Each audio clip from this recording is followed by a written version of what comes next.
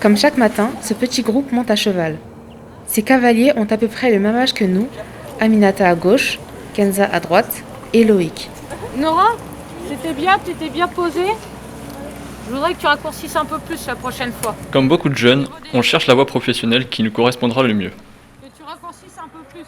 Dans le cadre d'un atelier sur les médias, on s'est intéressé à la voie de l'apprentissage et on a choisi de vous faire découvrir une formation méconnue, ici à l'école des courses hippiques, la FASEC à Gouvieux dans l'Oise. À quel métier exactement vous formez les jeunes? Alors on va former au métier de cavalier d'entraînement et certains de nos jeunes pourront monter en course, c'est-à-dire être jockeys. Qu'est-ce que c'est exactement un cavalier d'entraînement? Alors un cavalier d'entraînement, c'est une personne qui va travailler pour un entraîneur. Donc il va arriver le matin, il va préparer ses chevaux, il va monter 4 lots dans la matinée, c'est-à-dire 4 chevaux dans la matinée. Et de 6h à midi, il va être à cheval.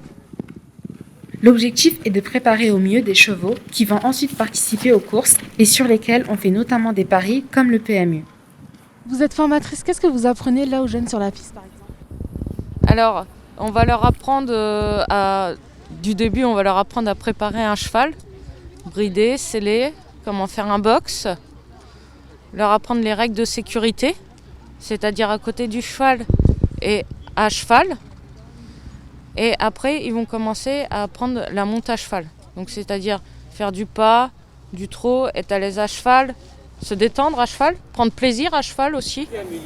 C'est la jeune qui a perdu la table. Du plaisir, mais aussi du travail. Elle, oui.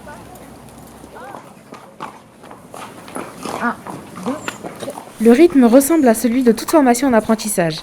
2 semaines ici, en centre de formation, le CFA, et 2 semaines en entreprise. Du coup, dans l'internat, il y a plein de chambres collectives. À la FASEC, la particularité est que les jeunes doivent obligatoirement vivre sur place à l'internat. Être apprenti dans cette école, c'est un gros engagement personnel ou non? Eh bien, on vient vivre ici. Moi, j'ai quitté ma famille qui est à Strasbourg. Je viens vivre ici. On est ici à plein temps dans l'internat. Donc, on sort que très rarement dans des sorties ou le week-end.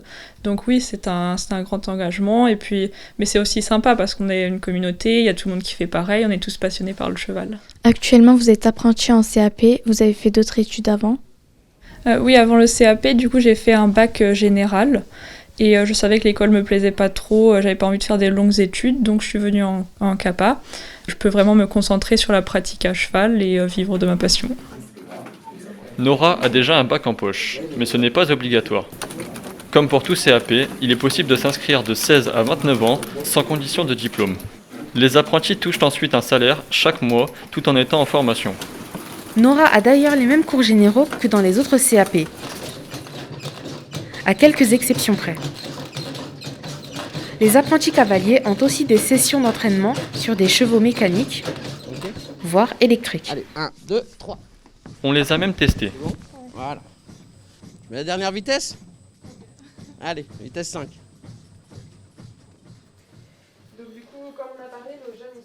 Reste à savoir comment intégrer cette école et c'est la directrice qui va nous renseigner. Quelle qualité faut-il avoir pour venir ici ? Alors, ce qui va d'abord déterminer le parcours du jeune chez nous, ça va être la passion du cheval. Pas forcément le fait d'être cavalier, puisque les 3/4 de nos jeunes arrivent chez nous et ne savent pas monter à cheval. Vraiment, ce qui va être déterminant dans le parcours, c'est que le jeune soit motivé pour travailler avec les chevaux sur un métier qui est physique, sportif, et qu'il ait l'amour du travail en extérieur et surtout de savoir se dépasser aussi sportivement. Vu de l'extérieur, on a l'impression qu'il faut être un minimum riche pour venir ici. Qu'est-ce que vous en pensez ? Donc non, pour répondre à la question sur notamment le coût de l'école, donc la scolarité est gratuite, c'est-à-dire que le fait de venir en cours chez nous est gratuit. En revanche, ce qui reste à la charge des familles, c'est l'hébergement, l'internat et la restauration. Néanmoins, ce qui est important de préciser, c'est qu'en fait, on est éligible à tout ce qui est bourse, et dans ce cadre-là aussi, on a des aides qui peuvent permettre de financer la pension en fait pour l'hébergement. Il y a beaucoup de chômage chez les jeunes. Ici, une fois qu'ils ont leur diplôme, est-ce le cas pour eux aussi ?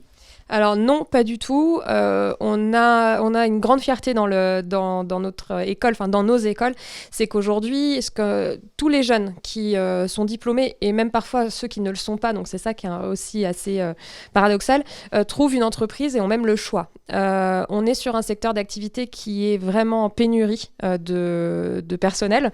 Même avec la crise du Covid ? Même avec la crise du Covid, oui. Alors nous, on travaille aussi... Effectivement, on a eu les courses qui ont été à l'arrêt du fait du Covid, comme on l'a connu, et du confinement. Par contre, on travaille avec des êtres vivants, et donc eux, ils ne s'arrêtent pas de travailler, ils ne s'arrêtent pas de manger. Donc évidemment, on a besoin de personnel tout le temps, même avec la crise qu'on connaît actuellement. Et en plus de ça, nous sommes sur un métier qui est vraiment en extérieur, donc on est quand même nettement moins exposé à tout ce qui risque de contamination et autres. Et si l'activité hippique est un peu ralentie par la crise sanitaire, la passion des apprentis pour le cheval, elle, ne s'arrête pas. On en sait maintenant beaucoup plus sur l'apprentissage et la diversité des métiers concernés. Et vous, quel métier voulez-vous apprendre ?